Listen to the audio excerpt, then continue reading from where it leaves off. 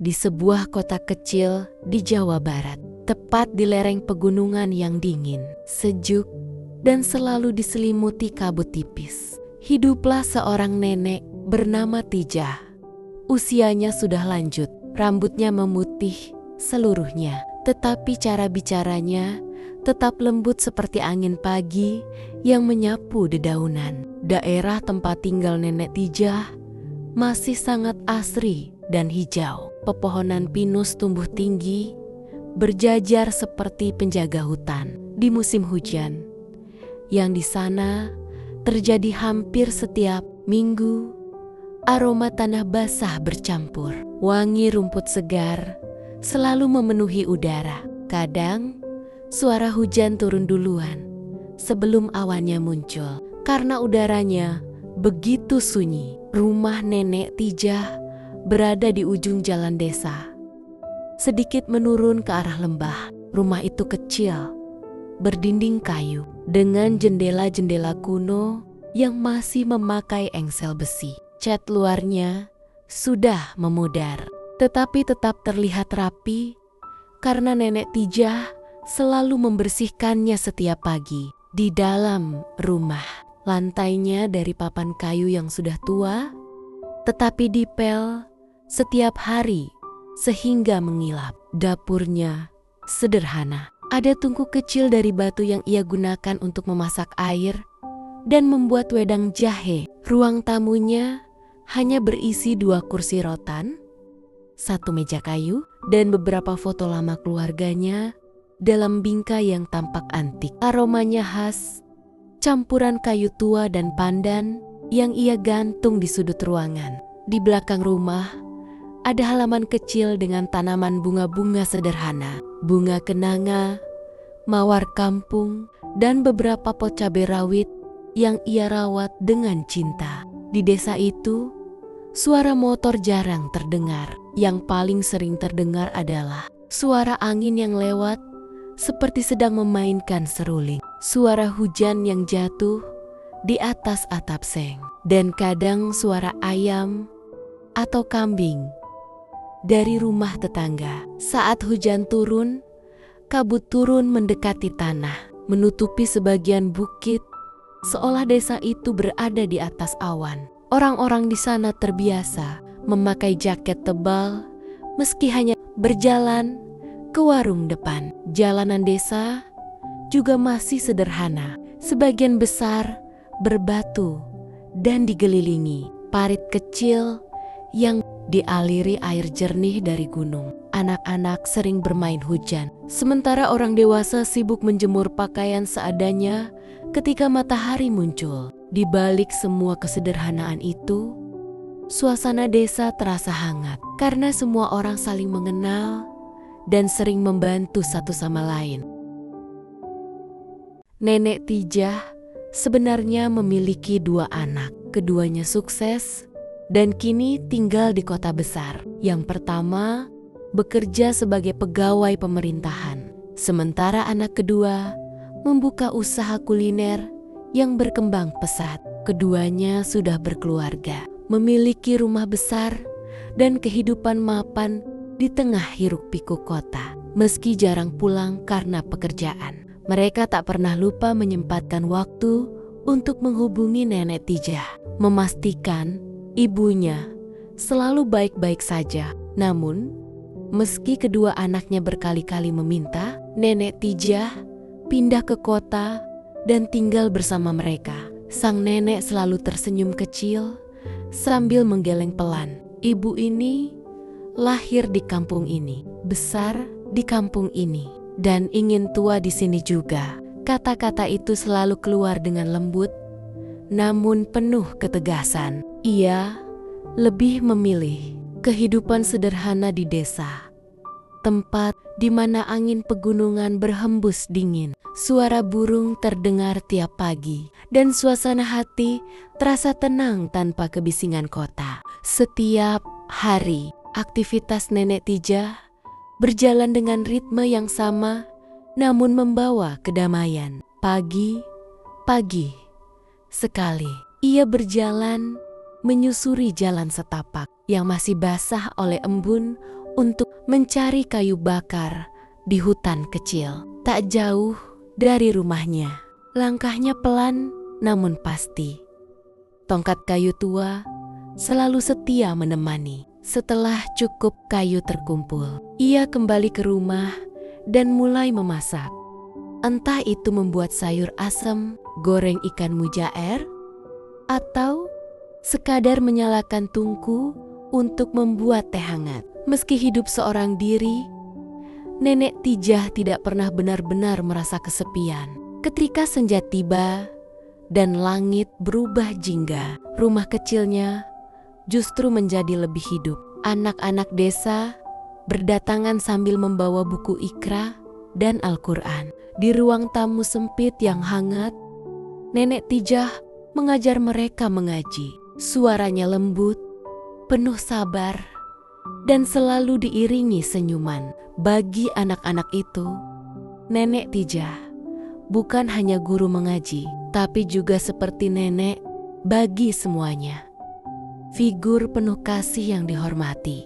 Sementara bagi para tetangganya, Nenek Tijah adalah cahaya kecil yang membuat desa tetap hangat. Walau tinggal sendiri, ia tidak pernah dibiarkan sendirian. Tetangga-tetangganya, yang sebagian besar masih kerabat jauh, selalu bergantian menengoknya. Ada yang membawakan sayur hasil kebun, ada yang datang hanya untuk mengobrol sebentar. Ada pula yang sekadar memastikan tungku dapurnya masih menyala. Kadang saat cuaca dingin dan hujan turun deras, beberapa ibu-ibu desa datang mengetuk pintu sambil membawa pisang goreng panas. "Nek, ini buat menemani minum tehnya. Dinginnya, Masya Allah hari ini." Dan Nenek Tijah akan tersenyum hangat, menerima dengan mata berbinar. Desa itu mungkin kecil, terpencil, dan sering diselimuti hujan. Namun di balik dinginnya udara pegunungan, hati para penduduknya selalu hangat. Dan Nenek Tijah, ia merasa lebih dari cukup. Di desa inilah ia dilahirkan. Di desa inilah ia ingin menghabiskan sisa hidupnya. Dikelilingi orang-orang yang mencintainya dengan tulus. Bukan karena kewajiban, tetapi karena kasih sayang yang tumbuh dari kedekatan dan kebersamaan sejak kecil.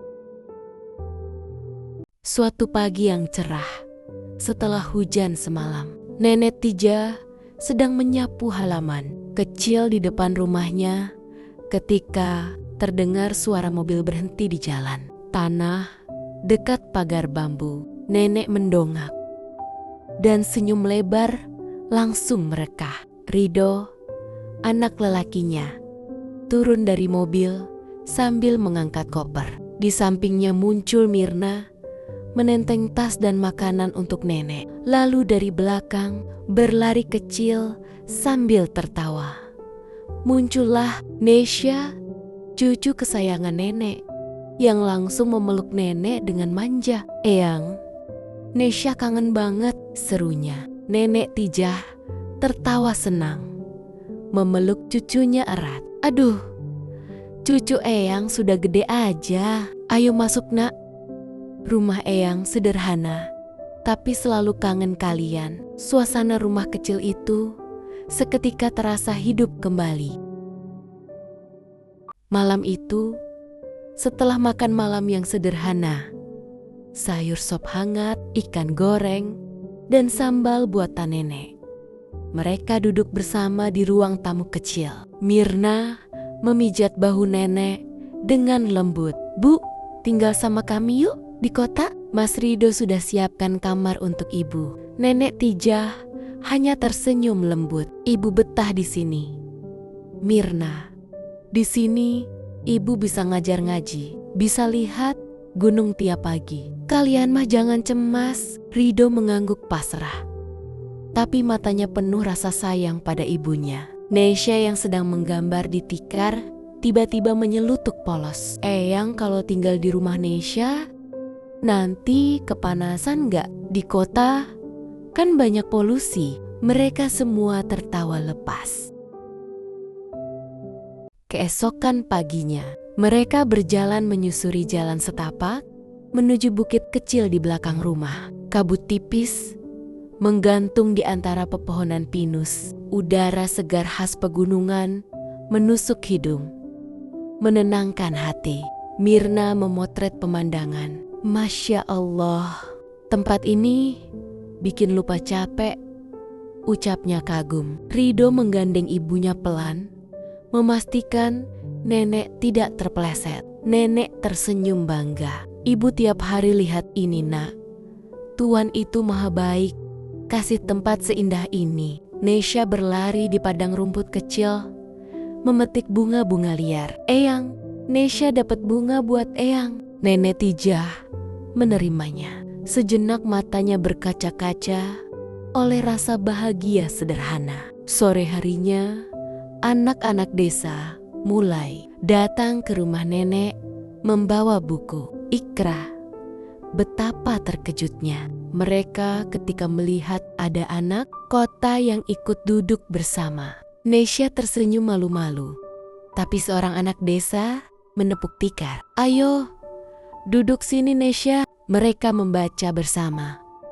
Suara kecil-kecil mereka memenuhi ruang tamu. Nenek duduk di depan, mengoreksi satu persatu bacaan dengan sabar. Rido dan Mirna menyaksikan dari dapur sambil menyiapkan teh hangat. Ternyata anak kita kerasan banget ya di sini, bisik Mirna. Rido tersenyum. Iya, mungkin karena eyangnya ngajarnya pakai hati. Setelah mengaji, anak-anak bermain lompat tali dan petak umpet di halaman. Nesya tertawa lepas.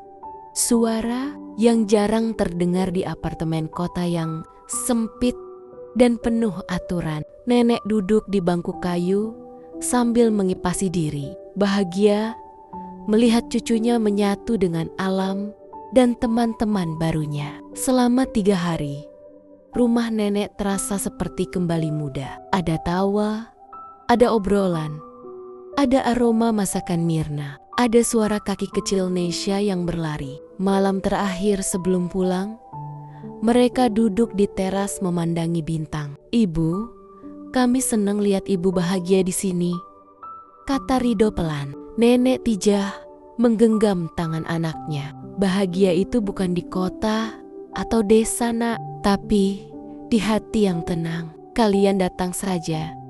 Ibu sudah sangat bersyukur. Nesya memeluk eyangnya dari samping. Eyang, nanti Nesya mau sering kesini ya. Nenek Tijah mencium kepala cucunya. Pintu eyang selalu terbuka, nak. 3 hari itu meninggalkan jejak hangat di hati mereka semua. Sebuah pengingat bahwa rumah tak selalu tentang tempat, tapi tentang rasa pulang. Dan kebahagiaan tidak selalu ada di tempat yang besar atau mewah, tetapi di hati yang tenang, lingkungan yang tulus, dan keluarga yang saling mencintai. Hidup sederhana pun bisa sangat berarti ketika dijalani dengan syukur, kasih sayang, dan ketulusan.